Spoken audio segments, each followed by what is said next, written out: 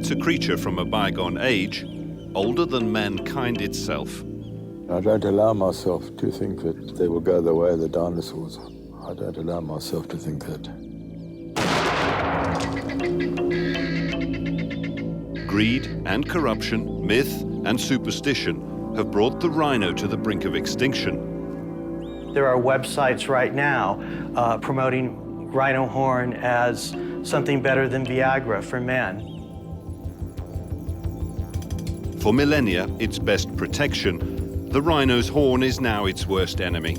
Once you kill a rhino, you get rich.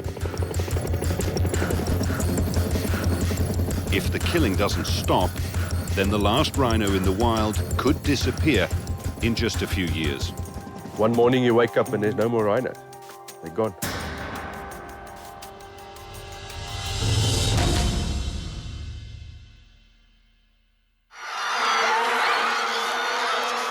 In the winter of 2010, I was back in my native South Africa to report on the Soccer World Cup.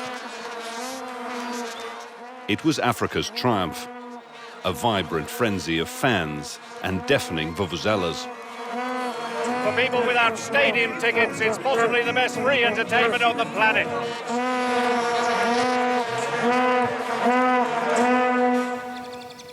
Not far away, in the quiet of the Tugela Valley in KwaZulu-Natal, I also reported on something more shameful. These days, rhino poachers come by helicopter, armed with powerful tranquilizers and a chainsaw. The cruelty of this attack is just breathtaking. They cut deep into her skull, tearing away those horns.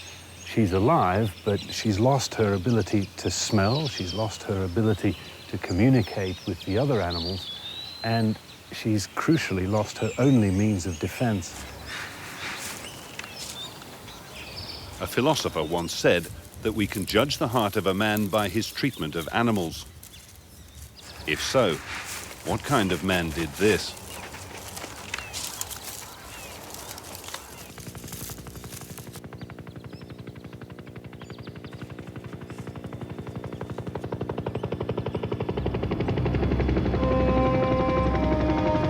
What I witnessed 2 years ago was no isolated attack. That year, 300 rhinos were killed for their horns. With acts of such heartless cruelty taking place every day now, that annual total will almost double in 2012. It amounts to the wholesale slaughter of one of this continent's most prized natural assets, by means both crude and sophisticated.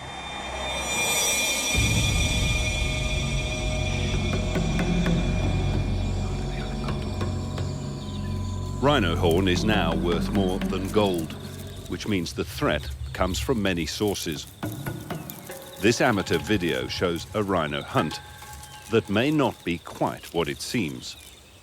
It is a legal hunt, with a permit costing $17,000. The animal's horn could fetch 10 times that on the black markets of Asia.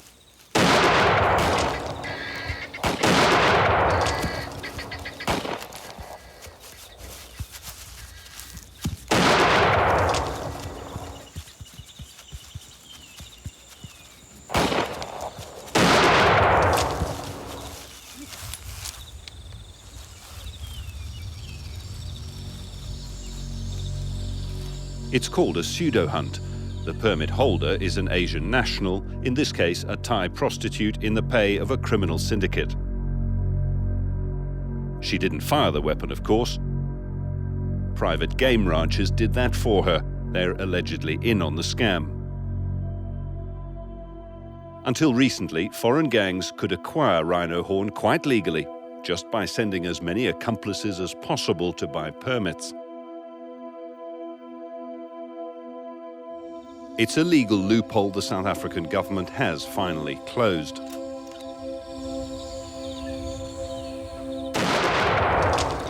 But not before pseudo hunts were able to account for a quarter of all rhinos killed illegally last year alone.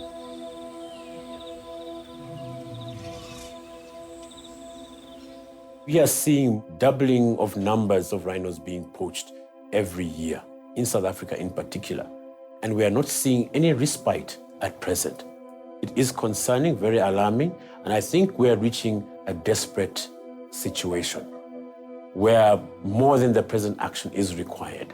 The crisis in South Africa is really a unique blend of government lapses and complicity, private sector greed, and entrenched Vietnamese syndicates all occupying the same space. So I think it's a perfect storm, and we haven't bottomed out yet. Experience have shown us that the rhino population does not drop gradually, it plummets. You know, when it levels out, it just plummets and drops right down. One morning you wake up and there's no more rhinos. They're gone. Elsewhere in Africa and across Asia, only a handful of rhino remain. And it's all because of their horns, which aren't really horns at all. They're biologically closer to human fingernails. The trouble is that traditional Chinese and Vietnamese medicine has for centuries attributed mythical and medicinal powers to rhino horn. It's believed to cure headaches, reduce fever.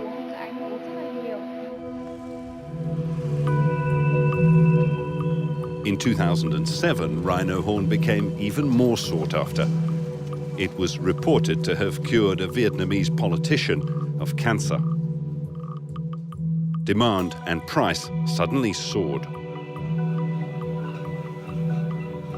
We wanted to go to Vietnam to follow the trade in rhino horn, but the Vietnamese government refused us permission. We were able to obtain this hidden camera footage of a dealer's warehouse in Hanoi. And here is rhino horn. Once, the trade in rhino horn for traditional medicine was legal. In the 1960s, up to 8,000 animals a year were killed. An international trade ban eventually reduced the slaughter, but that simply drove the trade underground. Today, rhino horn has emerged as an aphrodisiac. It's crushed into a powder and snorted at parties. It's thought to cure hangovers. It's presented as a gift to the wealthy and influential. It is a fad, and this whole notion of showing status and what we call face consumption is a key driver amongst these upwardly mobile, nouveau rich people who want to, in essence, show off. This undercover film shows just how complex the illegal trade has become. Here, in the South African capital, Pretoria, is breathtaking evidence of apparent diplomatic complicity. The woman with the shopping bag is an official at the Vietnamese embassy. The man she meets outside the embassy is known to the police as a dealer. As she watches, he places 3 large horns into a plastic bag, which is then carried towards the embassy compound. Is there government involvement in the trade in Vietnam? Most definitely. Government civil servants connected with the embassies in Africa have been complicit in illegal trade in rhino horn on numerous occasions. Investigators in South Africa claim the Vietnamese embassy uses diplomatic pouches to smuggle rhino horn out of the country. Confronted with the undercover film, the official wouldn't explain, and she denied that she was doing anything illegal. The Vietnamese government is in denial too. They have not convicted even one person or even brought a suspect forward for illegal dealing in rhino horn compared to South Africa. They have no demonstrable political will to even carry out law enforcement or monitoring of their borders. The law in South Africa, meanwhile, is doing its best to keep pace as Asian gangs conspire with affluent rhino breeders and even corrupt wildlife vets, all part of the poaching racket. Leave our rhino alone! Stop rhino killing! Stop rhino killing! Public outrage accompanies high-profile court appearances. This is Marnus Stale, the owner of a ranch on which several pseudo hunts are alleged to have taken place. In November, his co-accused, a Thai national, pleaded guilty to organising 26 pseudo hunts, paying Asian prostitutes to buy the permits. He was sentenced to 40 years in prison.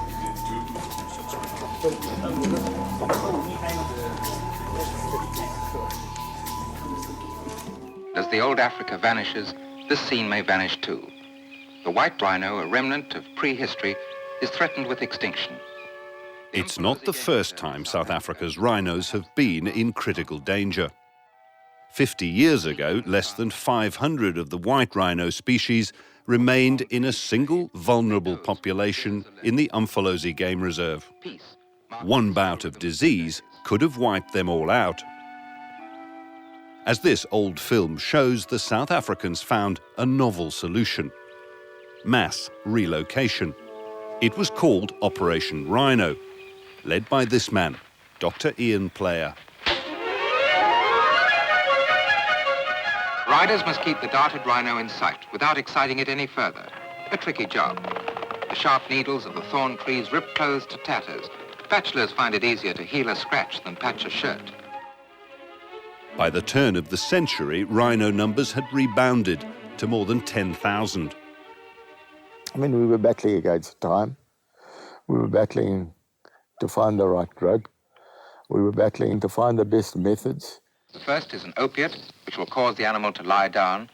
The second, an amnesiac, which will blank out the memory of capture. Eventually, Player's team made a breakthrough: the development of a tranquilizing drug called M99, 3,000 times more powerful than morphine.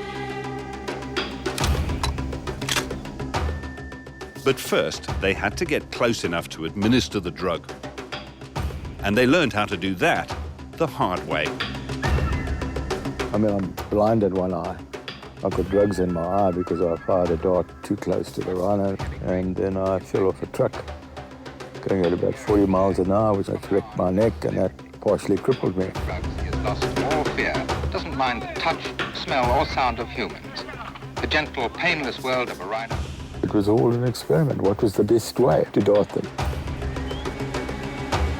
Today, of course, they use helicopters.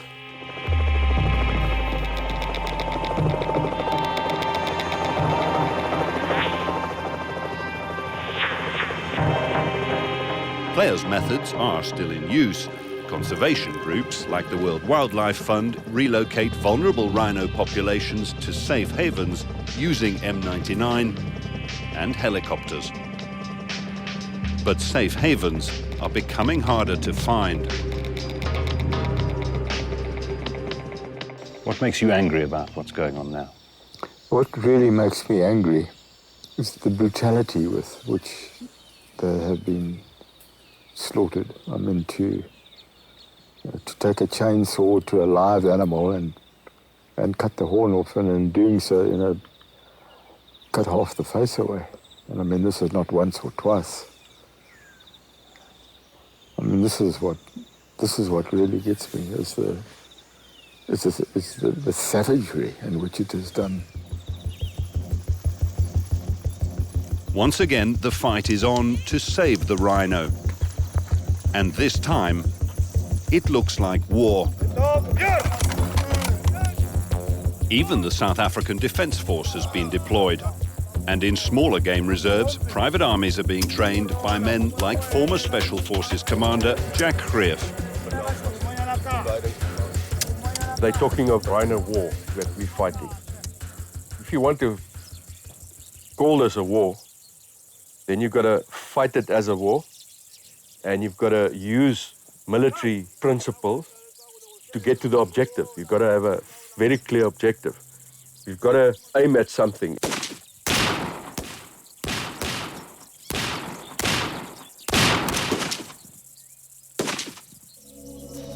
It's not only the animals that die violently.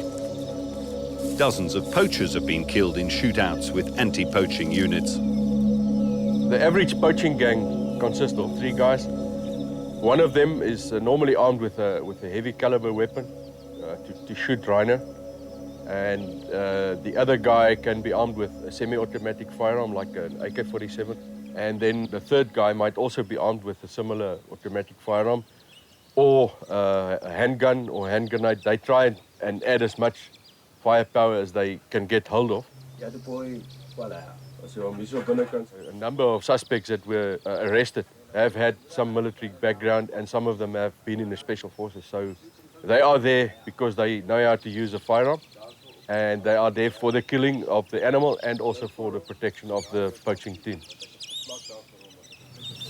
That's it. Okay, right. In hierdie man, hy bly altyd so. Krief's task is to give these game guards the knowledge and skills they need to beat the poachers in the bush. They are dangerous animals, so they have to be armed. But the primary aim of the training we do here is to improve their shooting skills, because the threat has escalated. Everybody saw it coming. It was forecasted years ago, in the 80s already. The people warned, said, rhino poaching is coming in your direction. It's wiped out everything north of the Limpopo River, virtually, all rhinos. It's coming in your direction. Take note. This is South Africa's largest game reserve, the Kruger National Park. It's home to most of the country's rhino, and it's also where more than half of all poaching takes place. It's dawn, and vultures tell us there have been more deaths overnight.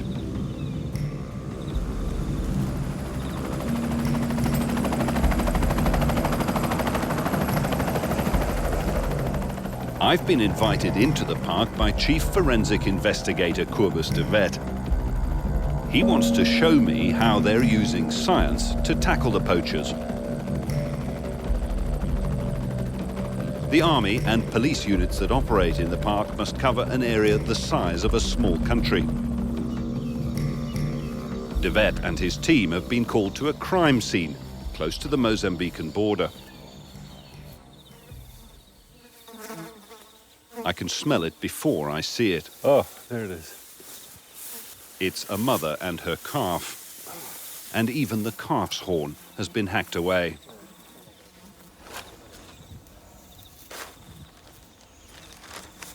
Fricky now is using a metal detector to look for bullet casings, or? For two things. For empty cartridges and something in the carcass itself. It makes it just so much easier for us during the investigation. Cut it open, you know exactly where to go to. And what are the sorts of things that you're going to look for at the crime scene to tell you who actually did this? Spoor, bottles. Why? It's hot. They have to drink. If it's a plastic bottle or glass, you might be able to lift fingerprints. And the most important thing is DNA. Just as with a human murder, the rhino's DNA could be crucial in connecting the criminal to the crime. I'm going to open it from this side and then see what's coming out. So I'm opening the skin to determine the condition of the organs, to see which samples will be the best for DNA related. I've got to tell you right now, it's kind of hard to imagine anyone getting a lot of job satisfaction out of this work. Yeah, it might be not nice now, but when we go to court, the success is actually your effort put in at the crime scene led to the prosecution of the suspect. Everything is going back now in this big container. All the data of this crime scene is on this document. So if it happens that somebody might be caught in 6 months' time or whatever the case may be, we can come back to this one. From the poachers themselves to the middlemen, the sellers, the buyers, and the end users, there are several links in the illicit chain. So the painstaking work of collecting DNA samples is vital.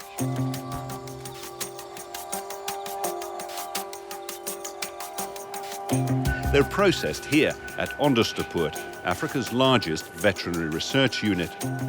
Dr. Cindy Harper is building a complete database of South Africa's rhino, both the living and the dead. How many of these have you had in, let's say, in the last week? In the last week, about 100. Not all crime scenes? Not all crime scenes, fortunately, no. The majority are from live rhinos, and then in between you'll have a crime scene. So. Do you have a number at the moment of how many rhino you currently have on the database? Yes, we have about 5,500.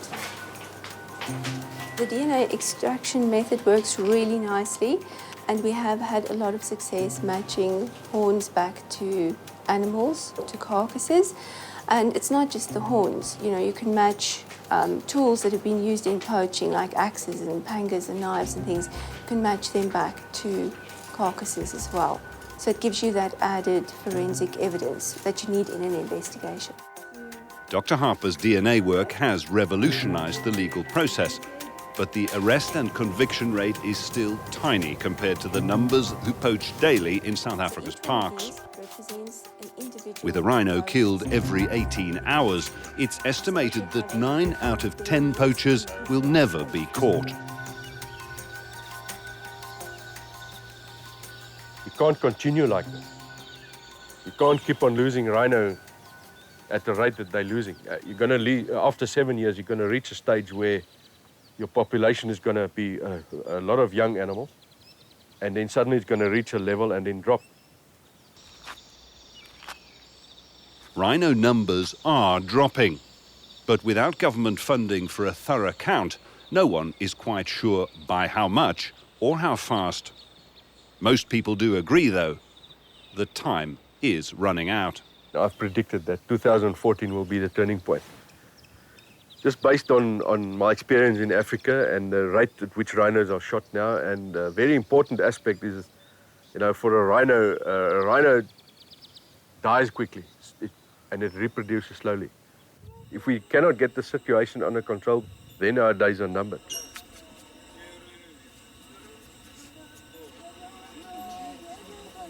Major Greef's trainees are preparing to spend their first 5-day shift in the bush. They'll have to work hard to see and not be seen by the poachers.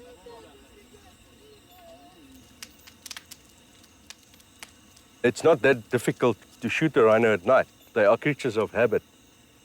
They follow their footpath to the waterhole, drink, and follow another footpath away from the waterhole, or use the same one back. So what the poachers do is they just sit by that footpath, and the animal downwind, and the animal walks past there, and he can take that animal from 2 or 3 meters. It'll be full moon tomorrow. Round here, they call it a poacher's moon.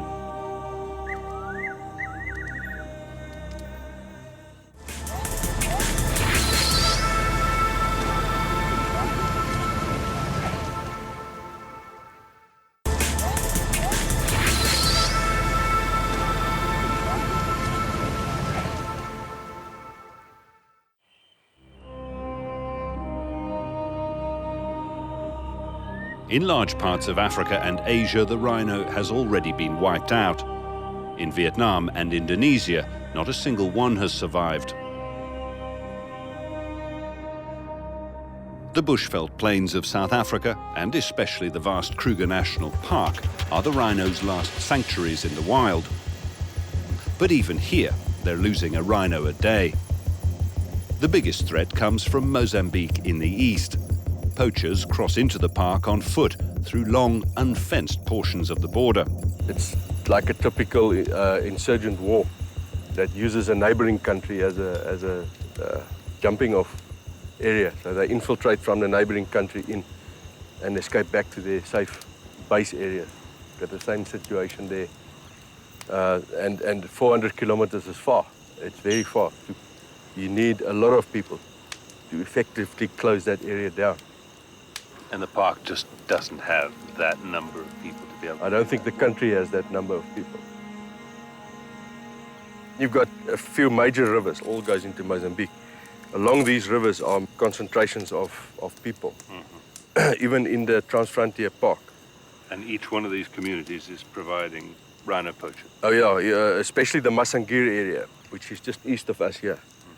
That community is well known as rhino poachers and as suppliers of weaponry like handguns, AK-47s, hand grenades.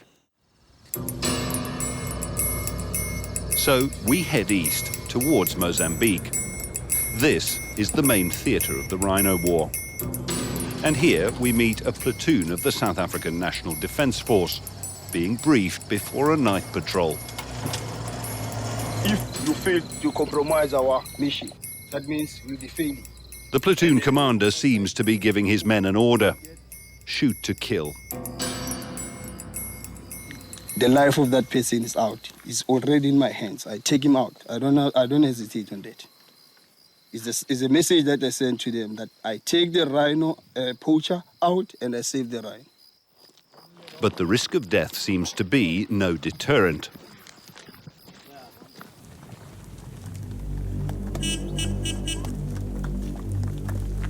Despite being warned against it, I've decided to go in search of the poachers myself by crossing into the Massingier area of Mozambique.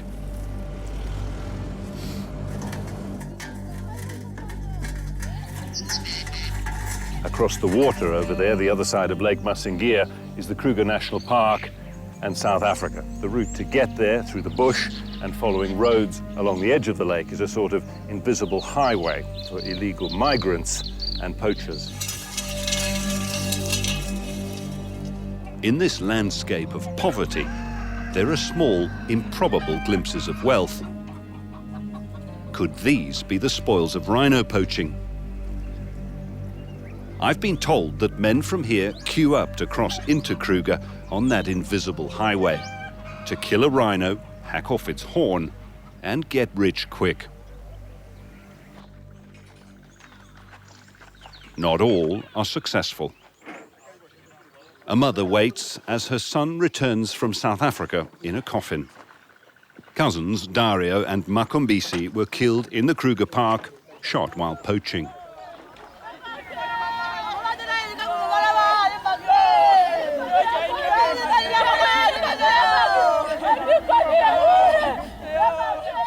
In this tight-knit community, the young men were not the first to die, nor would they be the last.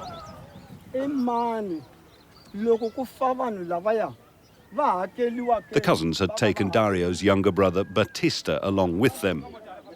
He was wounded in the shootout, arrested, and is now serving a 5-year prison sentence in a South African jail. The man showing me Dario's grave is another brother, Albert, now the family's sole breadwinner. And which one is your brother's grave? This one here?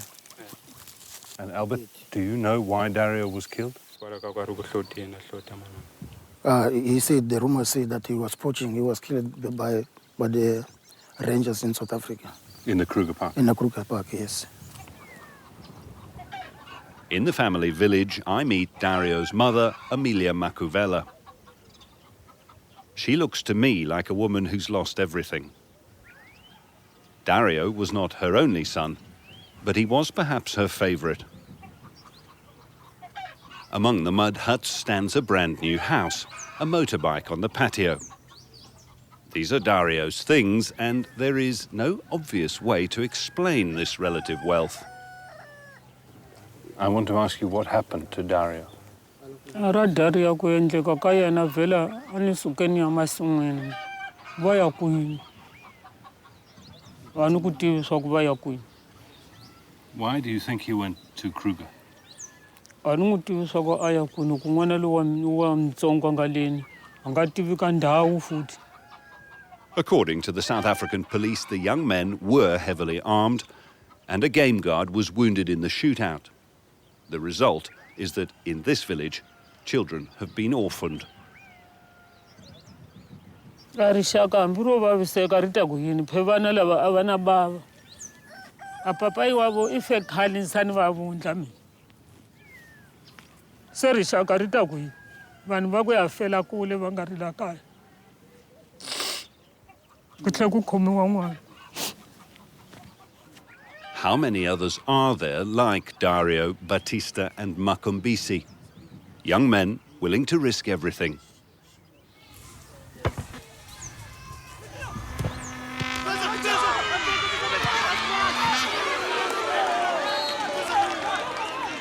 One man, I'm assured, knows the inside story. He's an influential local businessman, and I've come to meet him at a Saturday soccer match in Masingia town.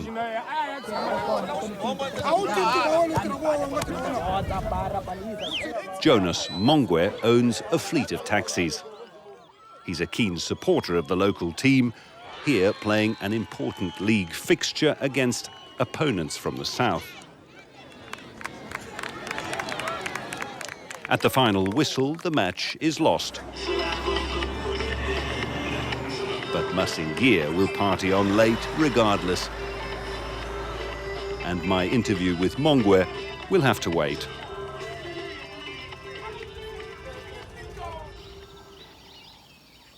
The following day, he decides our meeting should take place deep in the bush, far from curious eyes. Mongwe denies direct involvement in rhino poaching, but he admits the poachers often hire his taxis to take them to meet buyers in the capital, Maputo. Once you kill a rhino, you get rich. But at the same time, you die early because the rich is there. I've seen many people die. Even my brother-in-law was involved in that in one of the incidents. And then was shot and killed in Kruger. Who's offering the money? The bosses are coming from Maputo all the way. And then they come here to the village. They recruit, the youth, more especially the youth. They said, no, we've got money, we've got the weapons.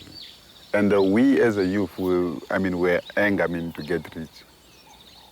Eager to get rich? Yes, to get rich. They won't stop. If they kill Jonas inside, you can give money to another guy to go in. The line is endless. Mongwe has brought someone else with him. This, finally, could be my chance to meet a poacher. Aufamba wafika udlaji bedwala. Uliwanza kwenye muntla akile la papa liko afarinya likona amali ya kufika uakela mati la Jombeni iko ushonza kwenye muntla wakumani bani wakuthengisa vakupa wakungenisa jele ufika jele wafika ubhiwa udla mchumu liyani. To kill a rhino, an animal like a rhino. Do you feel bad about it? Do you feel that it's wrong? Pedwani lo xifile a xitakisi porque valungu va endlile swa ku amale isukela ka lexi ka xiharhi lexi leswiyana ni titwa nandzu hinkwenu porque xiharhi xa khwati a nga fanele xi dlayiwa xiharhi xa khwati porque mina na mnavo ni titwa nandzu. I came here to find out what kind of people could be so cruel. And Zachary wasn't what I'd expected.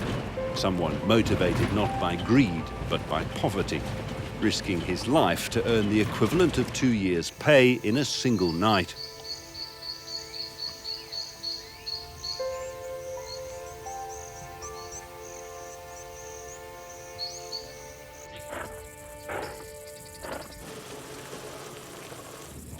Back in South Africa, there is a man who stands to make more money from rhinos than Zachary could ever dream of.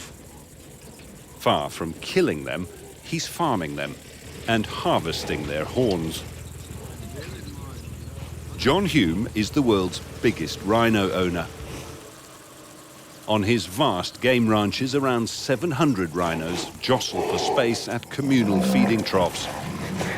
I keep them to enjoy my passion, which is game in general, and the white rhino in particular, which has risen to the top of my hit parade. While Hume's dehorned rhinos are mostly docile, the same cannot be said for their feeding companions. He also farms buffaloes, one of the most dangerous animals in Africa. Buffalo would let us walk right up to him. In fact, he's probably going to walk right up to us. Yeah. Then I'll get out of the way. But I mean, these will move away. White rhinos are the most incredibly user-friendly animals you could ever wish to have. Yeah. They are wonderful animals. And the last thing in the world they deserve is the treatment we are giving them. They are the ones that are being persecuted more than any other wildlife in the world. So the rhino is the sufferer every single time. Right now, let's not push our luck, especially with that buck. To me, these rhinos look more like cows. If this is the way to guarantee the survival of the species, then I have to wonder what kind of species will survive. Hume can afford to be a bit odd. His office is built inside a giant aviary full of captive animals and exotic birds. I want to stop the killing of all rhino. The Vietnamese do not want to kill our rhino. They only want the horn. So why don't we cut off the horn, leave the rhino alive, and send him off with his horn to Vietnam? No, we can't do that. We've got to stop him. And what do the Vietnamese do? They deal with our poachers. So we will not see any diminishing of the poaching in the near future. We'll see an escalation of it. It's an argument that presents Hume as a champion of rhino rights rather than the predatory speculator some people believe he must be.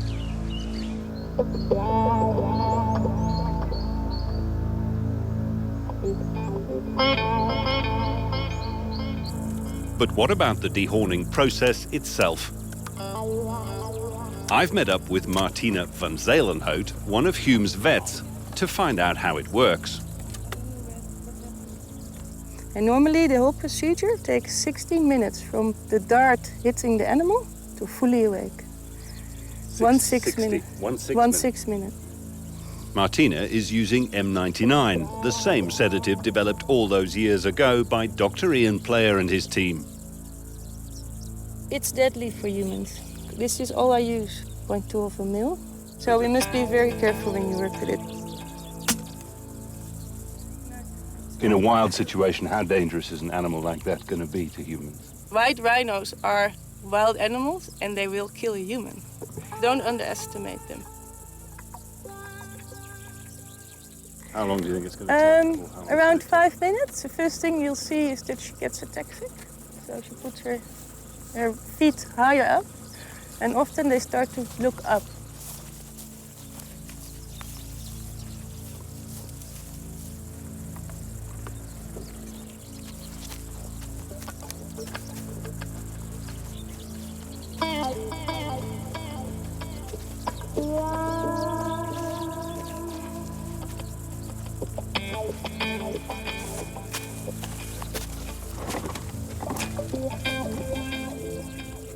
What's the purpose of the blindfold?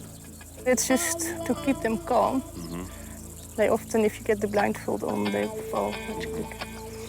And also the sun. The sun is shining directly in their eyes, which is bad for their vision.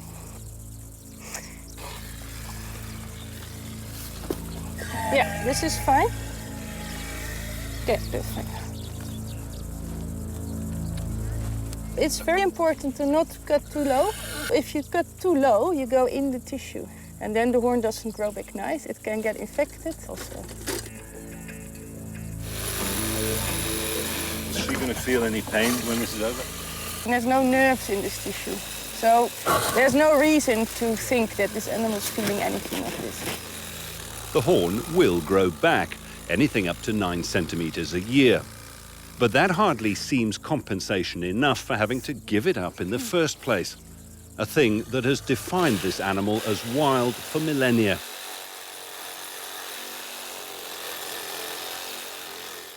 And all thanks to humanity's conspicuous consumption, corruption, and beliefs held continents away that mean nothing here. Yeah, ready? Well, this is it, a 1.885 kilo piece of rhino horn. It's still moist, having just been removed from that animal. It's made up of the protein keratin. It's the same stuff found in human hair. in human fingernail, though I'm told that its precise makeup is closer to a horse's hoof. In terms of conventional medicine, there is absolutely no proven medical benefit to humans whatsoever. And yet, this piece of horn will shortly be making its way into a bank vault.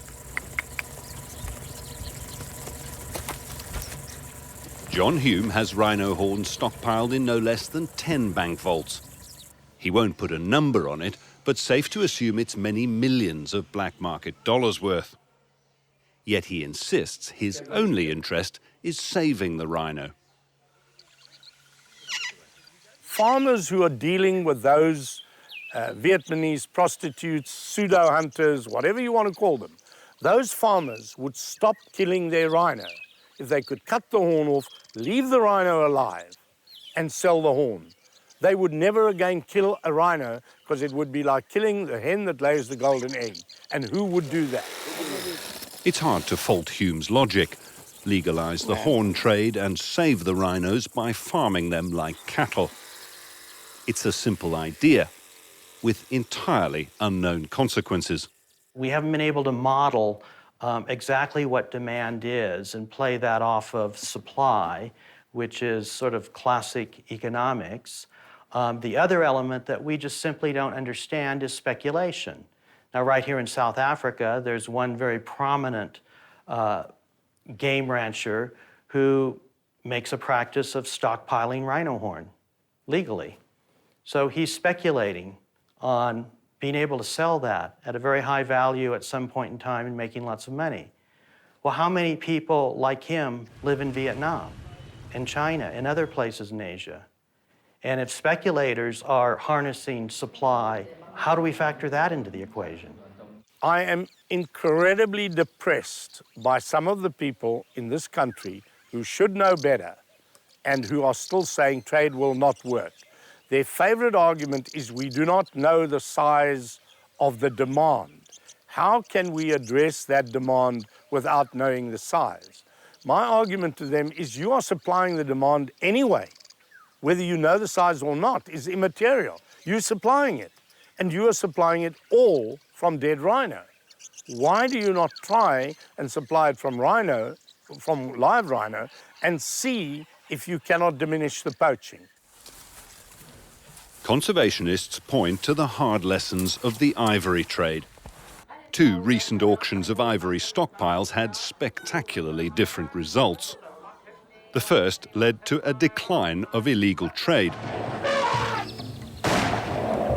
But by the second auction, demand had shot up, and African elephants are now being killed in their tens of thousands each year. You make a mistake here. How do you put the genie back into the bottle? You have no history of success with any sort of legalized trade in wildlife. So why do you want to start there? The decision whether to allow trade in rhino horn will ultimately fall to the signatory states of the Convention on International Trade in Endangered Species, or CITES, in a process that could take many years. Perhaps they'd be interested in the view of the man with more experience of rhino conservation than anyone else. I must ask the question, the 60,000 black rhino that have vanished in East Africa, has CITES saved them? I've got to ask that question, because I think you'll find the answer is no, I have not saved them. But we have saved the rhino to the point that they are now.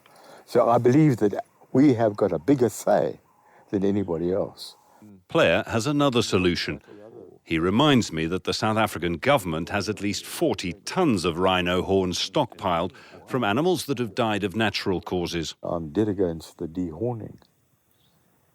Dead against it. Yeah. Because, I mean, you disfigure it. Yeah.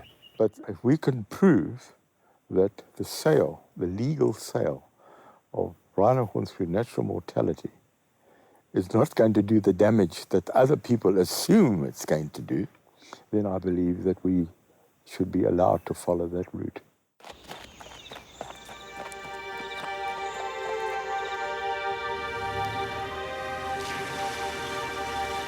It's been 2 years, and I've come back to the Tugela River Valley to see how that horrifically injured rhino cow is doing. Ranch owner Johan Geldenhuys has named her Tembi. He's anxious to find her because she's heavily pregnant and could give birth at any time. It's late afternoon, and Johan has dispatched his game guards to look for her. Then he gets a call. He's found her, and she's just given birth to a little baby rhino. How does that make you feel? Very, very happy. Hopefully this baby will survive to see another day. Let's go find her. We do find rhinos, and through the thick bush, the profile of one of them is unmistakable. It's Tembi. But there's a bull with her. Its dehorned face is covered in blood. What has happened to the calf?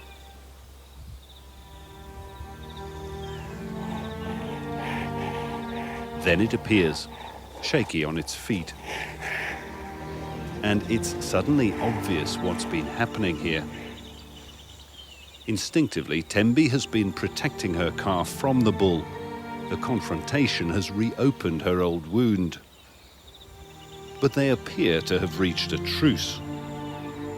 If Tembi's first miracle was to survive the attack that took her horn, then her second miracle has been to defy the odds by giving birth to a healthy calf. She's been living up to her name, which means hope in Zulu. But what hope can there be for an animal whose only predator is man? I wonder when the killing will stop. And when it does, what will be left?